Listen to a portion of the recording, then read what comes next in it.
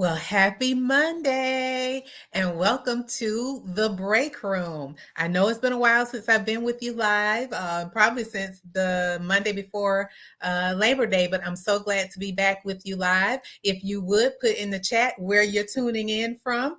And as you know, we are streaming live from our YouTube page as well as on Facebook. So, I like to get the housekeeping things out of the way first.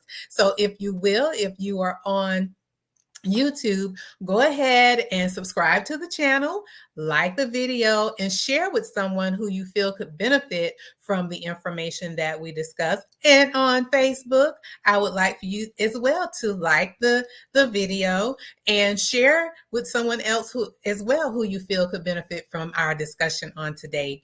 So for those of you that this is your first time here, welcome. And for those of you returning, welcome back. And I'm so glad that you are tuning in with us today. Hi there, Alina, and welcome. So again, if this is your first time, my name is Deetra Dennis, and I am the self-care coach for nurses.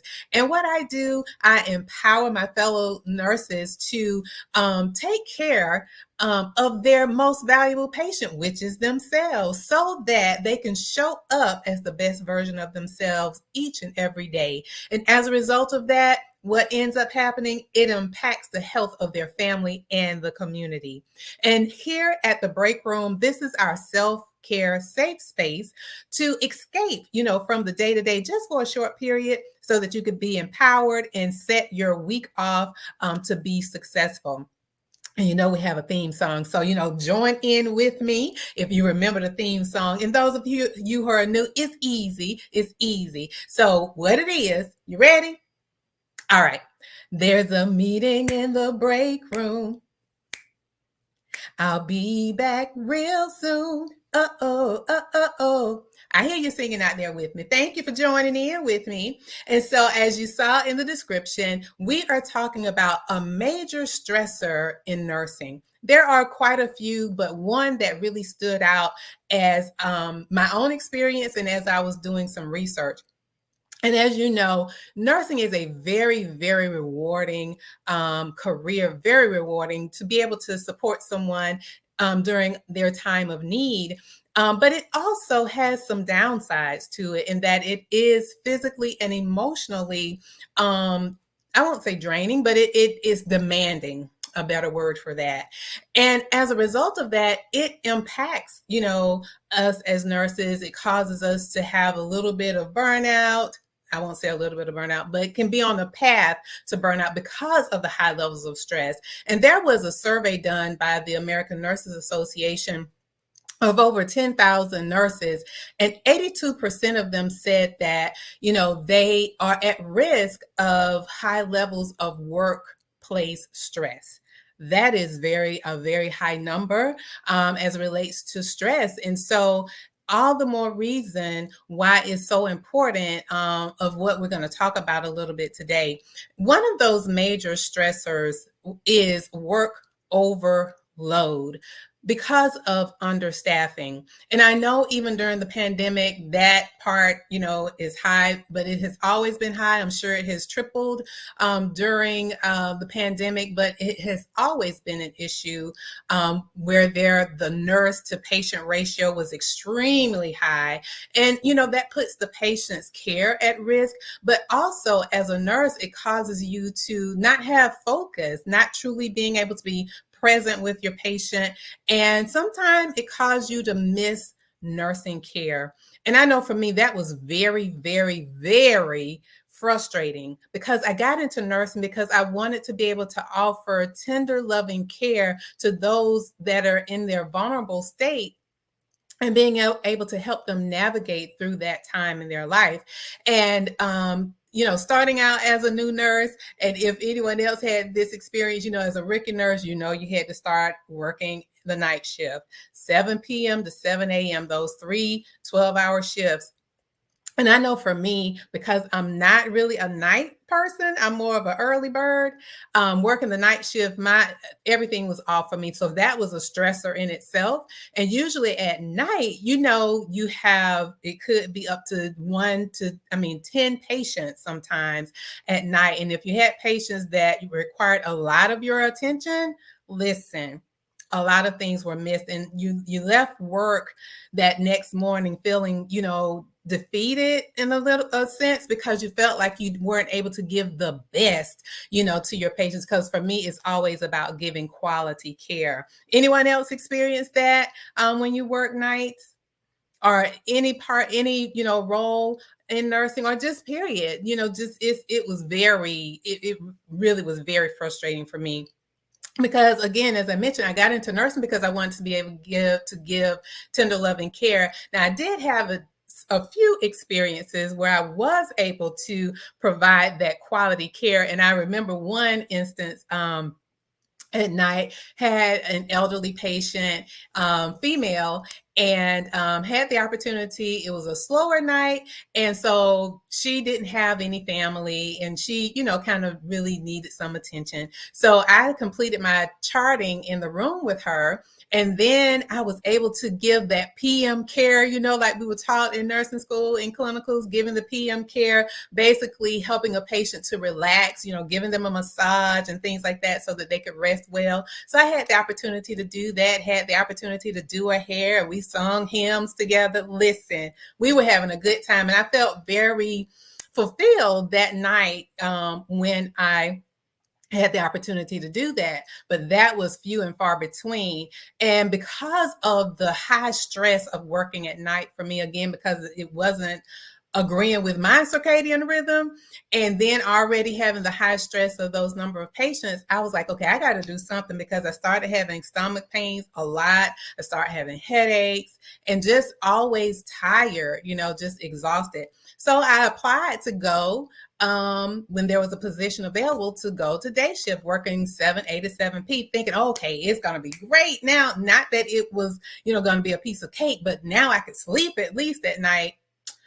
That didn't happen because of the stress of everything. I was just totally exhausted and couldn't turn the day off, when I got home. So one of the things in hindsight, I really wish in nursing, when we first got out, or either in nursing school, that we were prepared, had coaches or mentors that really helped us in preserving our energy, so that we could have longevity in the career.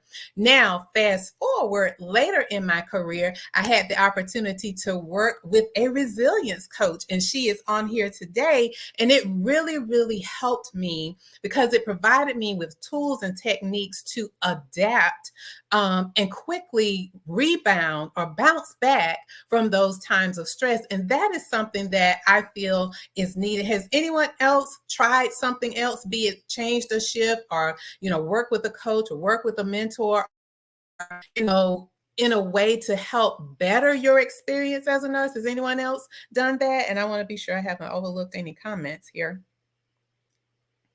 Okay. And I know sometimes it's a delay for that to come up. But one of the other things I wanted to share with you is that I am in the process of working on a workshop, and it's called How to Become a Stress Hardy Nurse. Again, because I really wish that I had that in the beginning, so that I wouldn't have to having to go to the doctor a lot because of headaches or migraines and stomach pain, thinking I had ulcers, and it wasn't. It was just the high stress. So I am working on that workshop, and I'm excited about it. And again, it's called How to Become a Stress Hardy Nurse. And hardiness is actually one of the pillars of resilience. And what it does, it helps you to be strong and tolerant in stressful situations. So is that something that you would be interested in attending? It, again, is called How to Become a Stress Hardy Nurse. I want to be sure I'm not missing any comments here. All right. So Are there any questions as we go along? It wasn't going to be long today. I know, again, I haven't been live since before Labor Day, and I had the opportunity to spend a little extra time with my mom, which I really enjoy doing. She is 85, sassy, and spry, and so I really enjoy spending time with her. So that's why the past 2 weeks have been pre-recorded videos that we've done live before, and I hope that you had an opportunity to view those and found them very valuable, because repetition is the mother of all learning. So being able to see those again, sometimes you can pick up nuggets that you didn't have from the previous time. So if there aren't any other questions, look forward to, I'll be sending out or posting, the progress of how the workshop thing is going on throughout the next few days and weeks. So stay tuned for that. Set your alerts, your notifications on YouTube, and your notifications on Facebook, so that you stay abreast of when I upload a post, or maybe come on live another time. I don't know how it will work, but I want to keep you posted on the things that's going on. So, I like to end with a quote. So this quote says, "The best antidote to stress is resilience.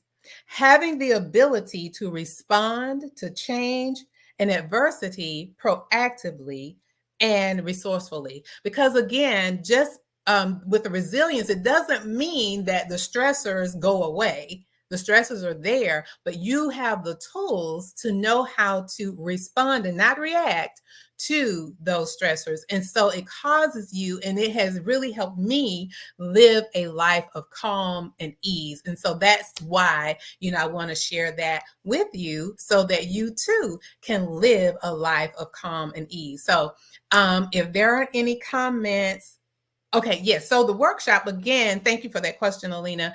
The question was to describe the workshop. So it will be, again, I'm still working out the details, but it will be a 90-minute workshop, and it's truly a workshop.